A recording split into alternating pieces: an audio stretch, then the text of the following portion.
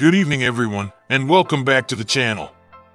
Today we have a full MLB slate, and there are a few spots that really stand out once you dig into the pitching matchups, recent form, bullpen usage, and the way these offenses are trending.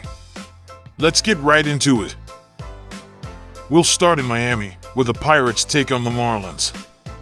This is a really interesting game because both sides bring a clear angle. Miami has been one of the hottest teams in baseball, winning 8 of their last 10 and 5 straight overall, but I still think Pittsburgh has the cleaner pitching edge in this spot. Braxton Ashcraft has been excellent at home.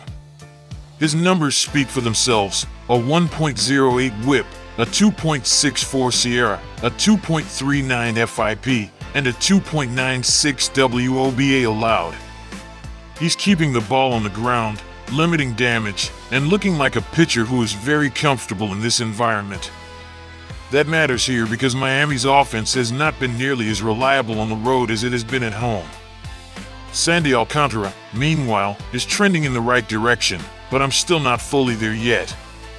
He's had some better outings recently, but overall this season he's had stretches where things got away from him, and I don't love the matchup against a Pirates lineup that has handled right-handed pitching fairly well and has also been much better at home. So my best pick for this game is Pirates moneyline. I don't think it's some massive edge, but I do think the pricing is fair enough. If you want to go a step further, the Pirates team total is also live. Ashcraft gives them a real chance to control the game early, and that could be enough to separate them here. Next up, Washington against Seattle. This is one of the cleaner underlooks on the board to me.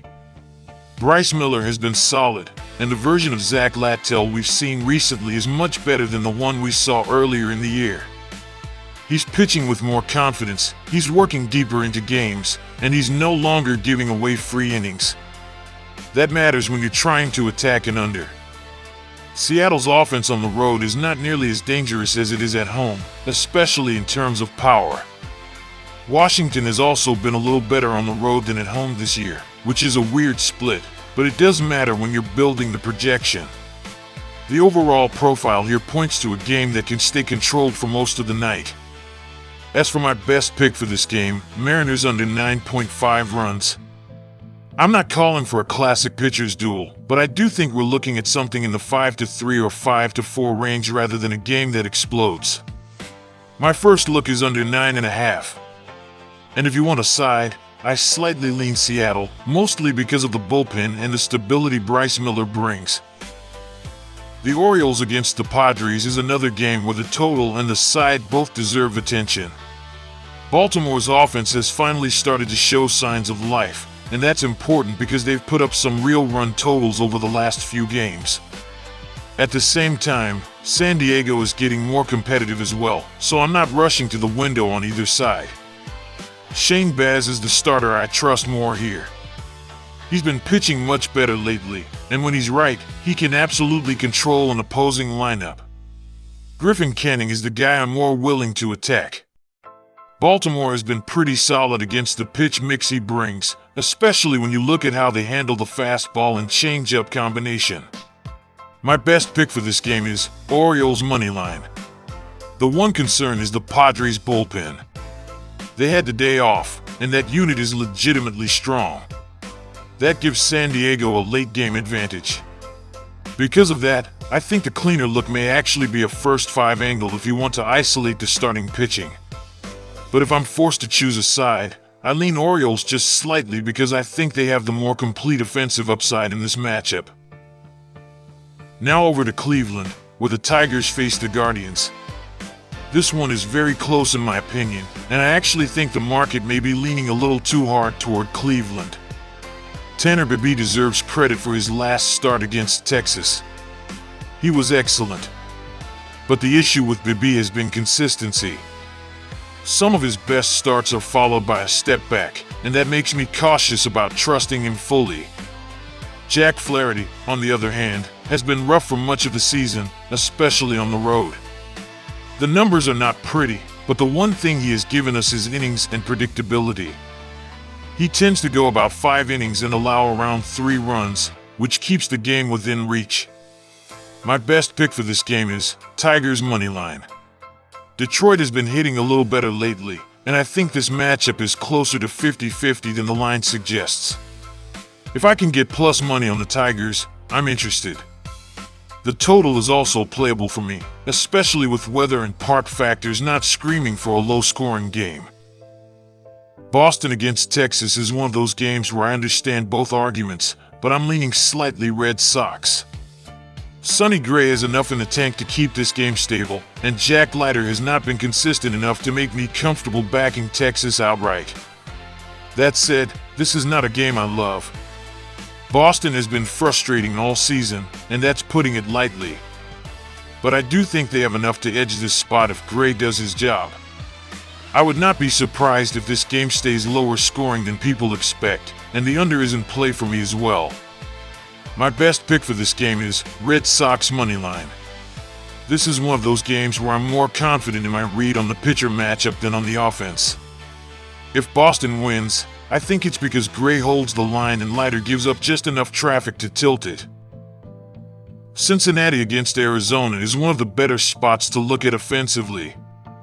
Eduardo Rodriguez has had his issues on the road, and the Reds should be able to create some traffic.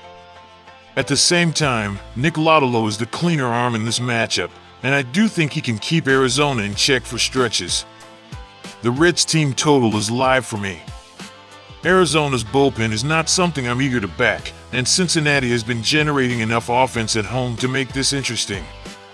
I also think a player like Sal Stewart could be in play if you want to dig into the pitch mix angle. There are ways to attack this game. My best pick for this game is Reds moneyline. If you're looking for a full game angle, I lean Reds and I lean slightly over, mostly because I don't fully trust either starter to dominate. Mets vs. Braves. This is one of the tougher games on the board because the pitching matchup depends on who actually takes the mound for Atlanta. If it's Spencer Strider, that changes things. If it's Martin Perez, that changes things differently. Either way, the Mets are in a spot where their offense could be competitive, but I'm not fully sold. The Braves remain the better team overall, and their bullpen is a major strength.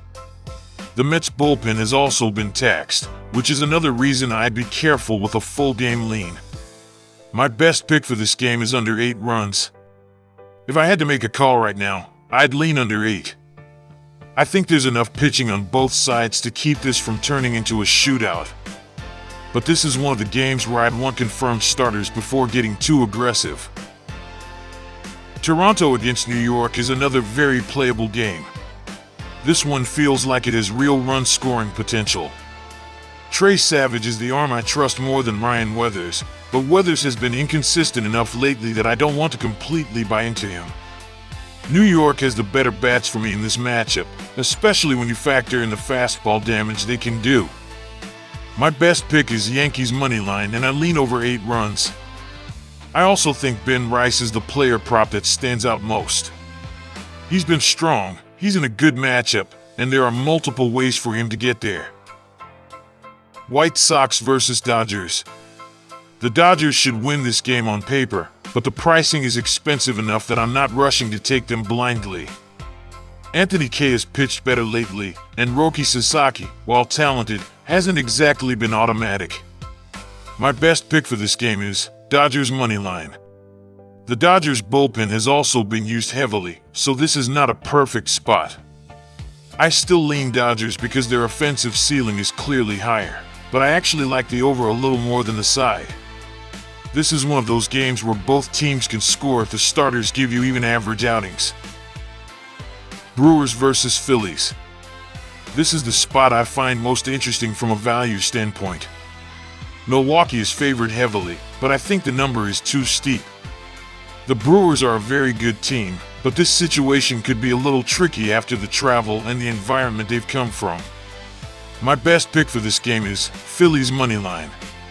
I'm not ready to blindly back Milwaukee at this price. In fact, I think the Phillies are live here. The matchup against Andrew Painter is not one I'm writing off, especially with the power in that lineup. If you're looking for an underdog with legitimate upset appeal, this may be the one. Houston against Kansas City is another game where I think the Astros may be undervalued. The Royals have been inconsistent, and while Tatsuya Imai has settled in, I don't think he's untouchable. My best pick for this game is Astros moneyline. The Astros can handle the sinker, they can do damage against the fastball, and they've got enough veteran bats to make this interesting.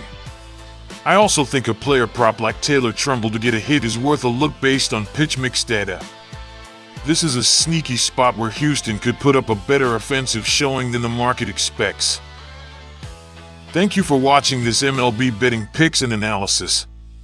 If you found this content valuable, I encourage you to subscribe to the channel and enable notifications so you never miss our daily MLB picks. Our team works tirelessly to provide you with data-driven insights, expert player prop selections, and comprehensive match breakdowns that can help inform your betting decisions. Thank you for watching, and remember to always bet responsibly. Best of luck with your picks, and see you on my next video for more MLB coverage.